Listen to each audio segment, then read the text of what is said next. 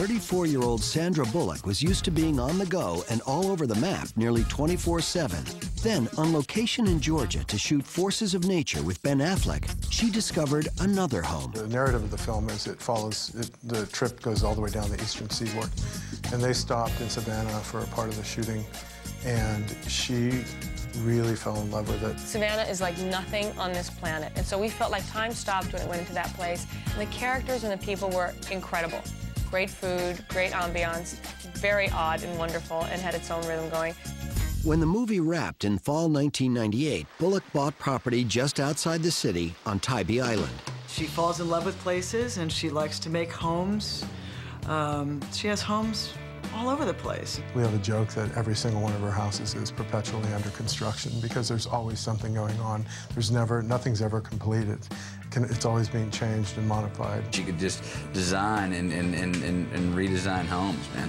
That's what she does so well. Buy her an architectural digest, and that'll get her really excited.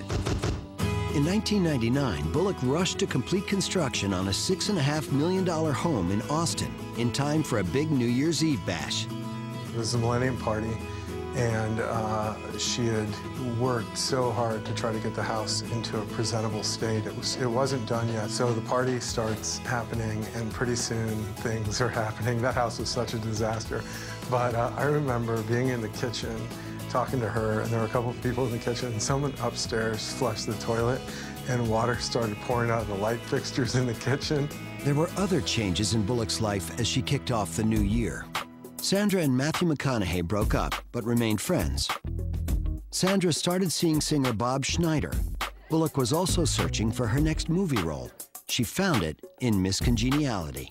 The movie needed an element of credibility and where you cared about and believed that someone could be a tough female FBI agent and then go to this beauty pageant and undergo this transformation. So it needed to be funny. I said, okay, this is the film that I want to make because girls don't get to do physical comedy. I want to be able to do what Jim Carrey gets to do. But just before Miss Congeniality was slated to begin filming, Sandra received distressing news. Her mother, who battled cancer for nearly 5 years, took a turn for the worse. Bullock dropped everything to be by her side. On April 4th, 2000, Helga Bullock passed away at the family home in Arlington, Virginia. Sandra was devastated. It was very traumatic, you know. It was a very sad time for her. But she took advantage of every moment to spend the time and to really be there. And I think that, you know, she and her mom got to a really good place. They were both performers, and that there was a real connection because there was sort of an empathic connection. She just wanted me to really do work that I was proud of and that I enjoyed. A month later, Bullock was back on set. I don't know how healthy it is, but you have the luxury of being immersed in work. And that's probably one of the reasons I did what I did, and so every minute of the day was filled, and you had something to do. And that's what you do, you know. It's like, but it didn't stop me from having my moments where I was just, I took my time. It wasn't for the crew. Okay, I'm gonna have a meltdown and I'm gonna start crying. Let's cry together. Miss Congeniality opened in December 2000 and became the first bona fide hit for Sandra's production company, taking in more than $100 million at the box office. You think I'm gorgeous? What? I don't think you're gorgeous. You think I'm gorgeous? You want to kiss me. You want to hug me. Look, I think McDonald is more feminine. I'd rather kiss him. You want to love me. You want to hug me. You want to smooch me. You want to...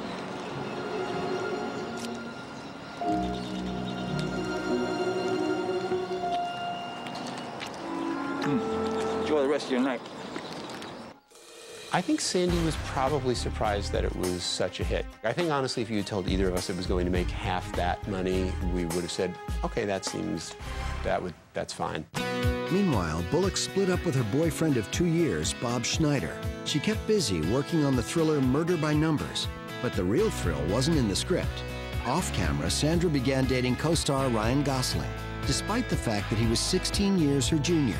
The film wrapped in May 2001, and Bullock spent some time in New York. That's where she was on the morning of September 11th.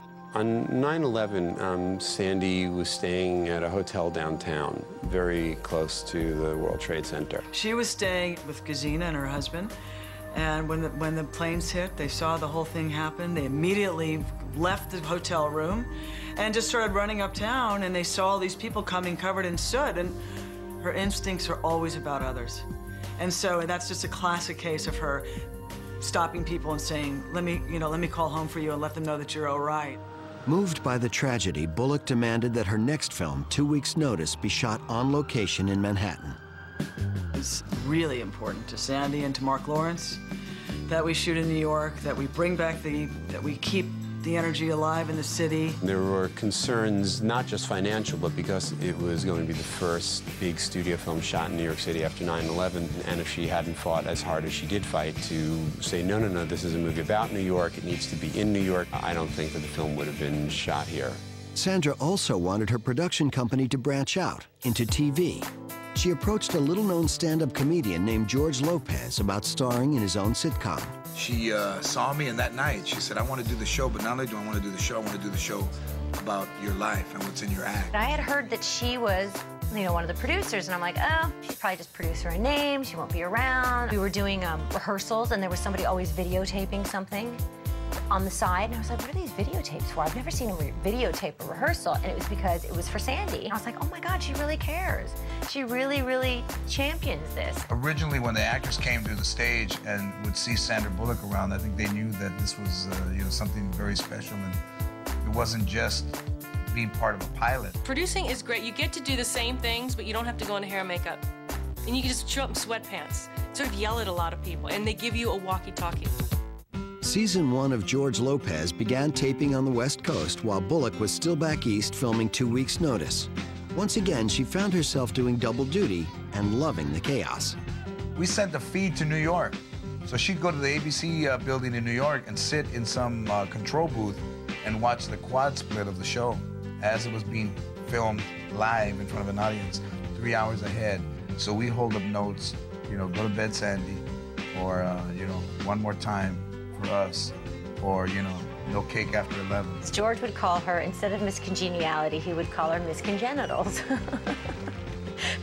So we would, put like signs that would say, oh yeah, Miss Congenitals, and we'd all wave hi. Sandy's on another energy level. All movement is forward. There is no backward movement, which is a great quality for a producer, actually, but I think that's how she manages to get stuff done. By the time 2 Weeks' Notice premiered in December 2002, the press was buzzing that Sandra and her co-star Hugh Grant were an item.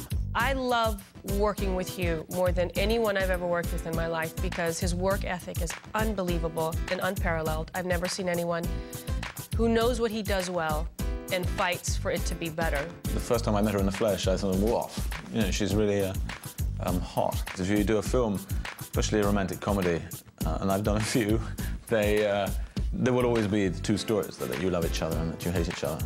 And there's nothing you can do either way to deny either of those stories.